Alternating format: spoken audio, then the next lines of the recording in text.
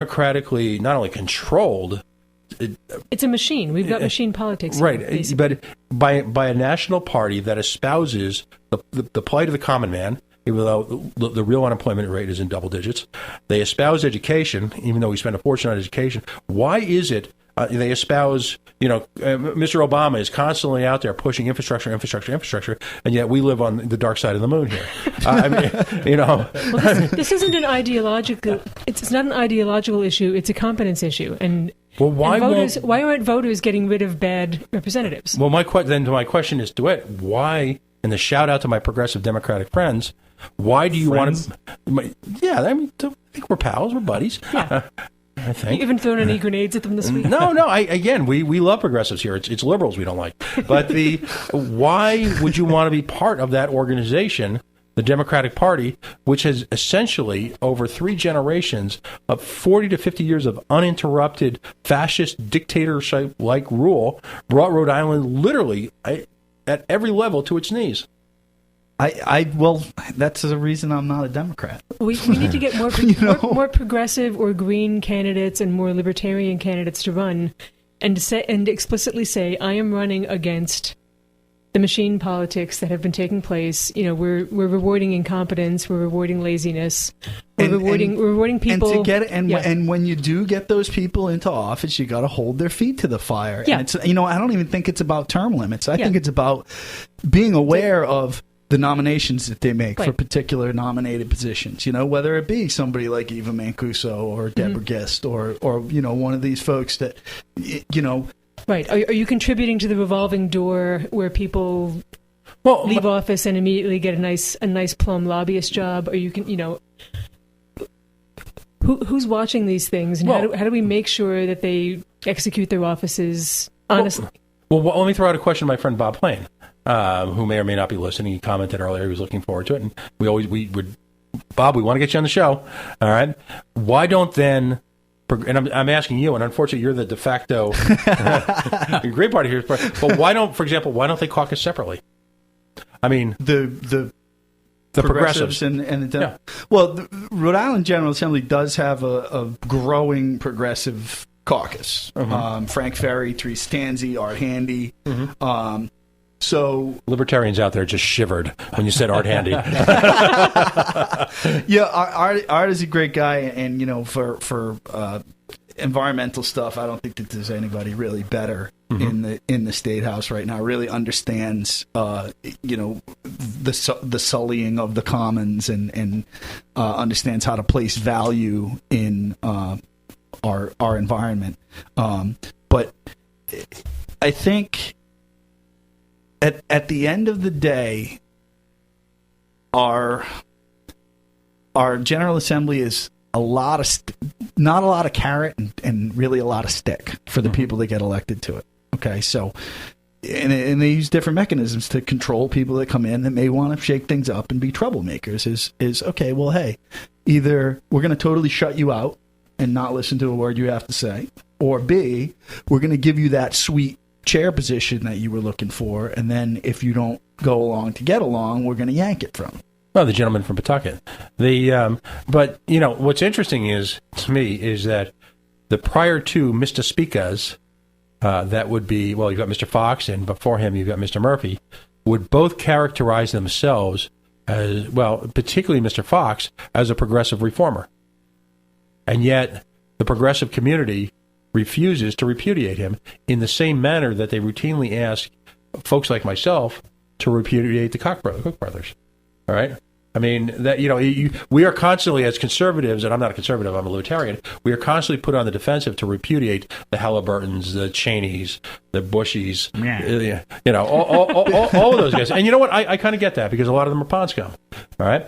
But why won't the progressive community engage in the same type of repudiation of a guy like George Soros, or on a local level of Gordon Fox? Because they fear retribution.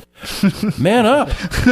They fear retribution. P.O., you may not notice, but not everybody like us just doesn't care. we're few and far between. Yeah, let's also bear in mind, we're standing in a radio studio 35 feet away in one floor from Gordon Fox's office. Hey, Gordo. Love you. He's not working on a Sunday. He's not working on Monday to Friday at this point. He's got other people to do their work. To me, he's the Rhode Island version of the new Snidely Whiplash. Yeah, I want to make money. I'm going to steal from the widow. I think there might be something about the speaker position that destroys people. Well, it's by and large the most powerful position in the state. And it's much too powerful, and once they get entrenched, it's hard to get rid of them. There was that huge scandal with Harwood years ago, and he almost won his seat back again. Yeah. And listen, if we can't get term limits on actual elected officials, can we get the House to put term limits on the Speaker? Well, can we get the House to pass fact, a rule? I would say Brian Newberry. Brian Newberry, I'm speaking directly to you right now. Rep from North Smithfield, staunch advocate for transparency, good government, clean government. I guess what you'd say politically, he and I don't line up, but one thing we're both really, really concerned with is the transparency and the cleanliness of our government here in Rhode Island. Brian Newberry, that's your House rules next session. That's the first House rule. You want to get that floor amendment in there and try to get that in there. Let's have a term limit on the Speaker of the House. We're a little over halfway through the show, which means we're going to get out the oxygen and the paddles for PO Taxpayer, and we're going to take a quick break. You were tuned into the Coalition Radio.us.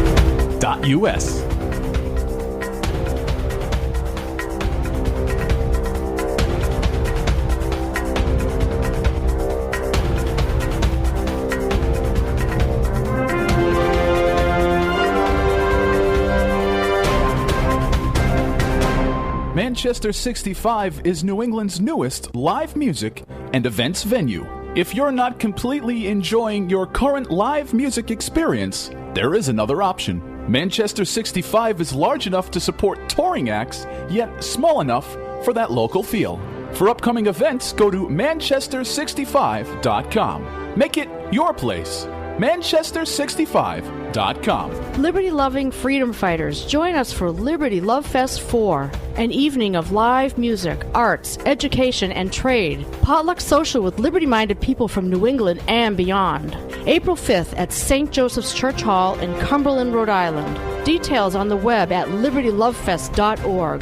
That's libertylovefest.org. ProvidenceNightOut.com is a one-stop destination website where you'll discover a comprehensive guide of everything that the Providence area has to offer. Nightlife, entertainment, dining and dancing, community and family events, and so much more.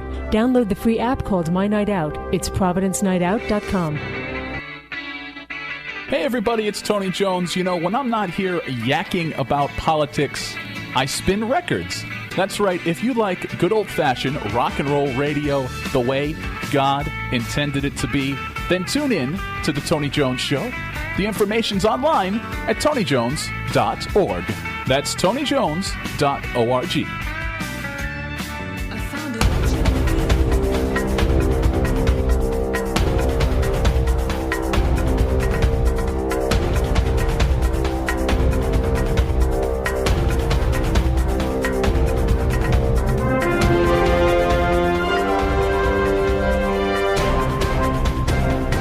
This portion of the Coalition brought to you by Manchester 65. Big Relay for Life benefit coming up.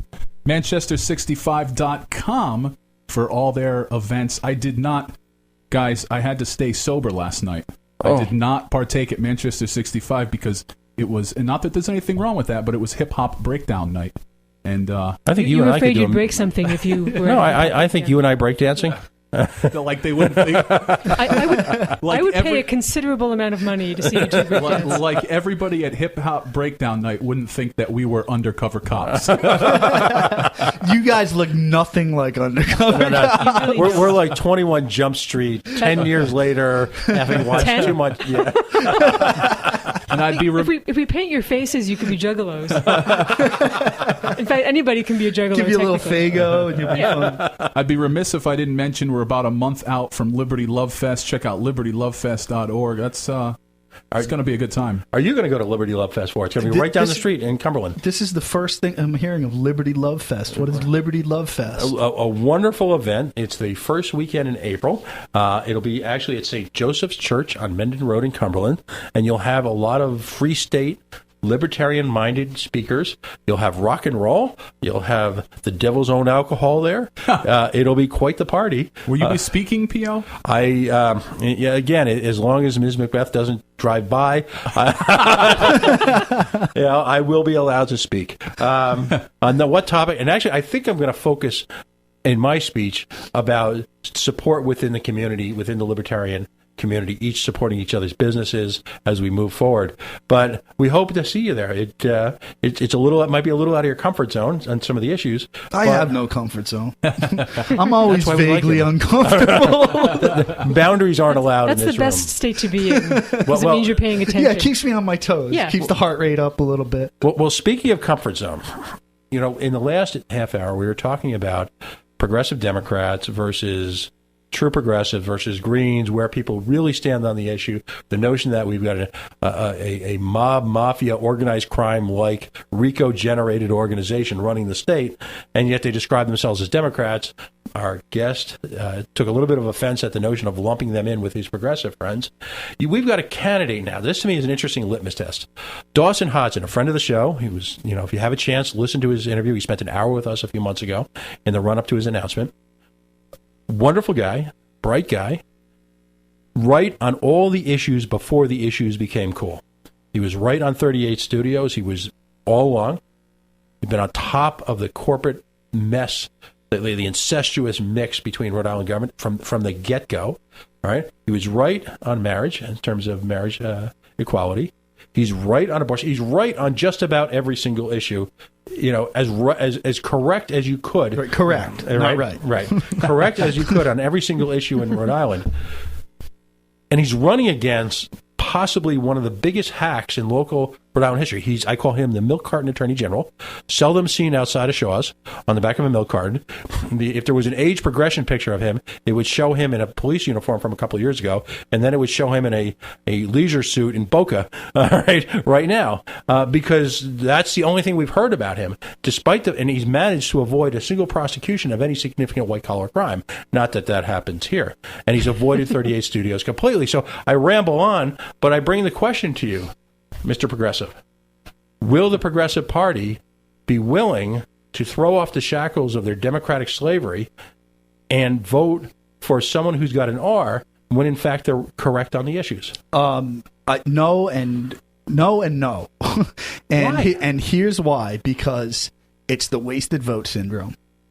I saw this in Abel Collins and Jim Langevin a couple years back, right? Here's a guy who Abel Collins embodies progressive values. Literally. He is an environmentalist. He is a social, liberal, believes in social safety nets, believes in supporting small business, believes in breaking up Wall Street and prosecuting those criminals as the criminals that they are. And every Democrat in the country at that point was talking about wage inequality and really holding these folks that ruined our economy accountable. And why do we keep getting messed up in these crazy foreign wars that have nothing to do with ourselves? Those were his talking points. Be careful, you're sounding distinctly libertarian there. So, but what it came down to was, I like Abel, and I think he would be a better congressman than Jim Langevin from my political views, but I don't want to risk casting my vote for him and having Michael Riley take the seat. Yeah. and I think to a large degree I suffered from that in the mayoral race in Woonsocket. Granted, I did not have the money to dump into the race, but I think that people were so scared of our incumbent Leo Fontaine taking the office again, because he frankly did not do a very good job. He did not do a very good job, and I like Leo. I think he's a nice guy, and I think he's a pretty smart guy, but I just think that he lacked that kind of the leadership, the personality to kind of get everybody behind him and to build that coalition behind him of, the many different political stripes we see in the city.